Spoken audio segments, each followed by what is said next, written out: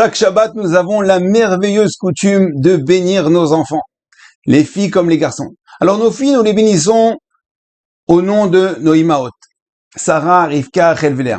Alors que les garçons, on ne mentionne même pas le nom des Avot, ni Avraham, ni Yitzhak et Yaakov. Mais nous allons dire comme Ephraim et Ménaché. Alors pourquoi justement Ephraim et Ménaché? La réponse se trouve dans la paracha de cette semaine, lorsque Yaakov va bénir ses petits-enfants, les enfants de Yosef. Et Rashi nous explique au chapitre 48, verset 20, que lorsqu'un père voudra bénir ses enfants, il devra les bénir à la manière dont Yosef avait béni ses petits-enfants, en disant qu'Hachem te fasse devenir comme Ephraim et Ménaché.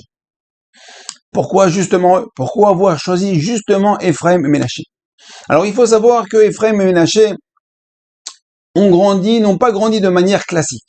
En effet, tous les autres enfants et petits-enfants ont grandi autour de Yaakov. Ils ont connu le Beth Hamidrash, ils ont connu les belles tables de Shabbat, ils ont vécu dans la Gdusha, dans la Tahara, dans la Tzniut, alors que Ephraim et Ménaché, c'est tout le contraire. Ils ont grandi dans le palais royal de Pharaon. Ils ont grandi en Égypte, capitale de la Touma, de la débauche et de la Avodah Zarah. Et quand bien même, Yosef a réussi à les faire grandir dans la Torah, dans la Kedusha, dans les mitzvot. Il a réussi à les maintenir. Non seulement les maintenir, à les faire grandir. Ils sont devenus des grands tzadikim. Aussi, Ephraim et Ménaché, on voit que c'est les premiers frères où on voit un vrai lien de fraternité. En effet, depuis la création, on voit la première dispute entre frères, entre Caïn et Abel. Ensuite, il y a Ishmaël et Yitzhak, Yaakov et Esav, Yosef et ses frères, jusqu'à arriver Ephraim et Ménaché. En fin de compte, lorsqu'on bénit nos enfants comme Ephraim et Ménaché, premièrement, nous voulons leur donner les forces en tant que dans cet exil où nous savons que nous vivons déjà depuis 2000 ans, sans Beth Amikdash, nous ne sommes plus en Israël, nous vivons dans des milieux peu commodes pour un juif, que ce soit en France, aux États-Unis, en Angleterre, à Madrid, à Porto, dans des endroits où le Yetzer Hara veut nous tirer, nous tire, hurle, nous dit viens, viens, et non, on essaye et on veut se battre pour rester juif.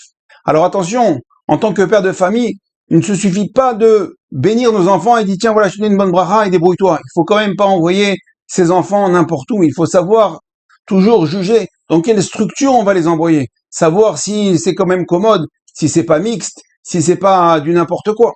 Et ensuite leur accompagner avec cette bracha. Aussi on voit cette lien de fraternité. Que dans l'exil on va devoir aussi rester unis entre frères de sang, mais aussi entre frères, entre Yehudim. Et Bezrat Hashem que cette bracha, au moment où nous la faisons, Sfarim écrivent que le vendredi soir, pourquoi on choisit justement ce moment-là?